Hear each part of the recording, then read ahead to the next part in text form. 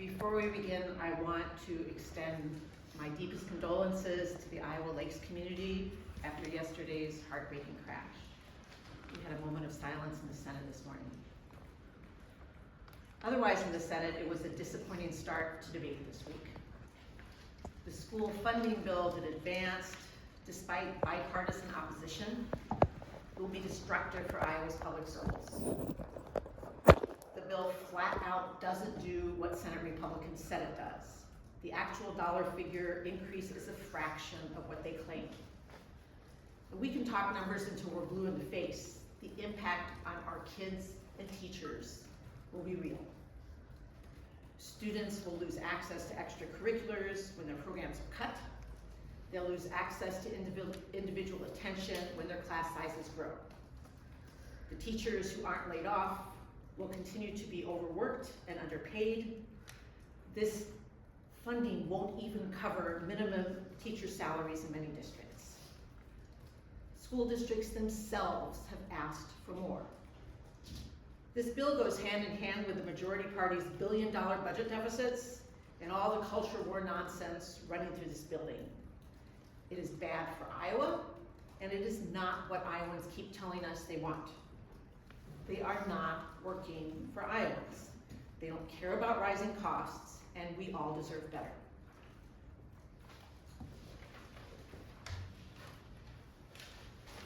Well, as we wrap up week 5, Iowa House Republicans and Republicans in general are focused on such important things as annexing Galena, Illinois, bringing the Chicago Bears to Iowa, and chemtrails. We are in the ridiculous phase of the legislature here. And meanwhile, they just completely ignore the fact that we need to get schools, districts, our school funding so that they can plan for next year. And today is the deadline for doing that. And I am no expert on that, so I'm going to turn it over to Tracy. Good morning, everyone. I'm Tracy Ehlert, State Representative, Iowa House District 79, and ranking member on the House Education Committee. I'm here today to talk because Iowa public schools deserve better than the missed deadlines. Iowa law is clear. Lawmakers are required to set school funding by a specific deadline, and we've missed that. Allowing school districts to plan responsibly for the upcoming year, we've made that hard for them to do. The deadline's come and gone. House Republicans have failed to meet their legal obligation once again, and school funding should be the first budget item completed each session because our public schools deserve that to be the top priority. It shouldn't be an afterthought when lawmakers delay action. It sends a clear message about misplaced priorities. And currently districts, especially districts like mine and the Cedar Rapids Community School District, are already struggling.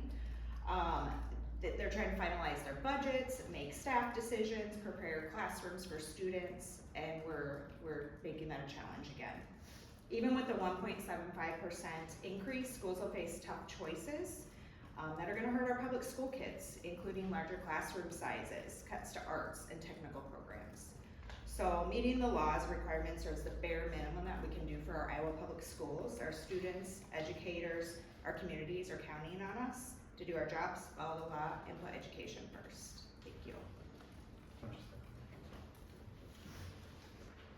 Can you remind us, have you, in the House or the Senate, laid out the number you are wanting for education funding increase?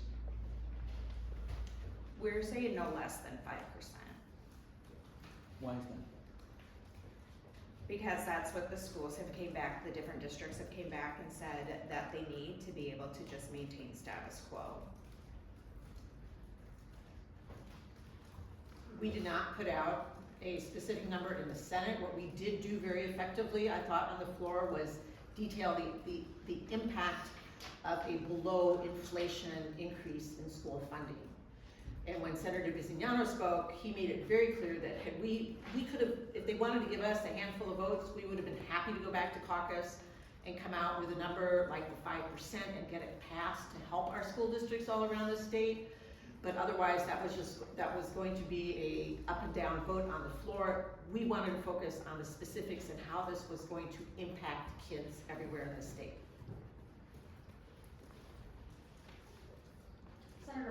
Meyer. House Democrats, they filed a bill this week that would essentially say that if, legislators don't get SSA passed by the 30-day deadline, they shouldn't get paid until it is. Is that something that Iowa Democrats might also consider in the Senate? That's actually the first time I've heard that. Happy to go back and talk to my caucus about it, but I think Representative Ehlert's point is apt. Our colleagues need to follow the law. And this is my 4th session now. I haven't seen them meet the deadline once. Representative Meyer, you included the incentives package that some Senate Republicans have introduced to bring the Chicago Bears to Iowa as part of your list of the ridiculous season. Can you just kind of expand on your thoughts on that proposal? Well, I mean, we have such pressing priorities in the state of Iowa already. You know, we need to do school funding. We need to focus on affordability. We need to look at education in general. You know, we have dirty waterways, and it's all a game, it's all a gimmick. I get it, I understand, but the time to get serious is upon us, and we need to focus on issues that really matter to people. And you know, I understand, obviously there is no way the Chicago Bears are moving to wherever they want to move to, right? So the reality is we're not gonna annex Galena, Illinois either. So let's get serious. We need to buckle down and focus on school funding, clean up the waterways, and make life more affordable. I'm sorry, I want Senator Weiner's answer on that as well. It's a distraction. It's a distraction not just from the issues that Representative Leader Meyer named, it's a distraction from their budget woes. They know we have a $1.26 billion deficit this year. They know they're gonna have to be dealing with that. They're looking for any shiny object so that we don't have to focus on that. We've seen a couple of different bills targeting abortion pills, and there's one in the House as well that would criminalize all abortions. That looks like it has a subcommittee now set for next week. Can you talk a little bit about that? Well, that's a bill that would make it a Class A felony, which is life in prison for the doctor and for the woman having the abortion, which is absurd. And if they want to vote on it, you know, let's have a vote on it, because that is not where Iowans are at. And it's completely absurd. It's ridiculous. We need to protect the woman's right to choose. That's a decision that should be between a woman and her doctor. I was on the subcommittee for Senate Study Bill 3105, which is the let's make it really almost impossible for women to get mifepristone and telehealth. So while over the past year when we knocked doors, one of the things we heard over and over is we need access to healthcare. We need healthcare to be affordable. We need it to be accessible. We already have the worst ratio of women to OBs in the entire country. All this would do is push more doctors out, push more young people out. That's the exact opposite of what Iowans have asked us for. With next week being funnel week, are there, I guess, which bills are at the top of your list for things that you really want to get through and don't want to get through? Anything that stands out? All of these distraction bills that are running through the subcommittee deserve to die. What we need to be focused on are things like, I did a point on the floor today about our cancer rates. And the fact that University of Iowa students in their dance marathon raised over $1.6 million this past weekend. It's up to us as the legislature to step up to work on radon mitigation, to put in place regulations on tanning beds, to put in place some laws so that our kids don't keep smoking and vaping and we don't end up with the highest lung cancer rate 10 years from now. There was a report out just yesterday that confirmed that for the 3rd year running, we have the 2nd highest cancer rate and the only growing cancer rate in the country. It's our job as the legislature to deal with that. That's one thing I would really like us to get through funnel week, are some of the bills that deal with that. Well, I'll go back to, we as House Democrats have followed most of our bills regarding our affordability agenda. So, you know, we're working on the proposals for education in terms of, you know, let's just get something settled on the education funding. like Tracy said, school districts need 5% just to stay status quo. And then you have our proposals on, making it easier to buy your first home, raising the minimum wage, the Affordable Care Act subsidies. These are all things that we can do now.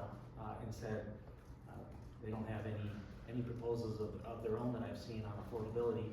We have property tax proposals that are around and out there that they have not even begun to even talk to the Senate or the Governor about, to my knowledge. So I think that these are things that we need to focus on and get done sooner rather than later with regards to affordability. And if I just could, I echo what Leader Meyer said. We have a series of bills on housing affordability, childcare. Those are really important issues for Iowans, and we ought to be able to move them forward. We also have a bill on manufactured housing, one of the most affordable forms of housing that's been made unaffordable by out-of-state hedge funds coming in and gobbling them up. That's what we need to protect. That's what we need to be working on. Leader Meyer, and this could be for Leader Weiner as well. There have been a couple bills and subcommittees in the past few weeks that have focused on safety of lawmakers, including removing certain elected officials' names if they choose to remove their addresses from county assessor records. And this week there was a bill heard in subcommittee that would reimburse lawmakers for in-home security camera expenses. Is safety of lawmakers, especially in this political climate, a decision that you're having with your caucus, and have you heard any concerns from members of your caucus around safety concerns? Well, I think, initially, I think it was right after it became weird, back in either, May or June, when the tragedies happened in Minnesota. So we had a lot of discussions back then about how to keep yourself safe. I'd be very supportive of the things that are being discussed in terms of taking the name off of the assessor's page, and if security systems can be paid out of campaign funds, I think that's appropriate too. So I think it's a concern that's always in the back of everybody's mind, but look forward to seeing those proposals come to the fruition and to the floor. I think they're important proposals. Leader Meyer referenced the assassination of Melissa Hartman. Her colleague is going back to the Minnesota Senate this week, I believe, who survived an assassination attempt. It's real. Security issues are very real, especially for those of us who have family members at home while we're here at the Capitol, so I would be supportive as well. Do you think that there's anything the legislature should expand on with safety for lawmakers, or do you think these bills are a good first step? I think they're a good start. Yeah, I'll say this, that, the best thing you can do is lower the temperature, right? With some of the political debates that are going around. And I think, what we try to tell people is be mindful when you're entering forums about some of the dangers out there. But we are public officials, and unfortunately it's a risk as part of the job. And we just try to take the precautions as they come. But lowering the temperature on political debate would be very helpful from all sides. Senator Weiner, the Senate used to be like the land of straight party line votes, and ever since that wild debate last spring on eminent domain, we've seen Senate Republicans more willing to vote against leadership. This week, a few voted against school funding, as you mentioned. Several voted for a Democratic amendment to the rules package. Are you surprised by that? Do you expect, have you had conversations with members of the majority caucus, or do you expect to see more of that in the Iowa Senate? But I think one of the things that we saw last spring is some of the members of the majority party understood that they could think independently, that they didn't always have to vote in lockstep with what leadership told them. And I think that's what we're seeing now, and I expect to see more of it going forward. There are very few things on which our caucus locks up on, and I think that's also been seen as an example for the majority party. So I think it's going to be an interesting session. The fact that we came so close to getting an amendment into the Senate rules that would have required 24 hours notice for a subcommittee is a positive. I have a question online from Jack for Senator Weiner. What's the breakdown on the school funding bill as far as Senate File 2201? sure what I mean on what he means by the breakdown exactly. I mean, most of the majority party voted for 1.75%, wholly inadequate. Our understanding is this really only means $21 million in new money. And that there are many districts that will see very little, if anything. And there are, I believe that the bill that passed contains provisions that will take care of those districts that would otherwise have been on what they call budget guarantee. But the overall picture is just inadequate. One of the bills, that was in the House Education Committee yesterday got amended. It was the one dealing with, educators and political violence, that sort of thing. The thing that got added was, if students held a protest or walked out of the school, that a day would be added to the calendar year for them. Can you talk a little bit about that addition specifically? I wish I could offer a little bit more because that was an amendment that we actually asked a lot of questions about last night when we debated that in committee, because we're a little confused on what's going to happen as those days keep getting added. How are the teachers' contracts going to be impacted? Because they would not typically be in contract for those days. Who's paying for it? How are we going to get bus drivers back? Nutrition staff, our para-educators. There was just a lot of questions around it. I know Representative Levin gave her school district as an example and said, where it stands right now, we would probably be in school till July. Like, how do you make that work? So that would be a question for the majority party who came forth with that amendment.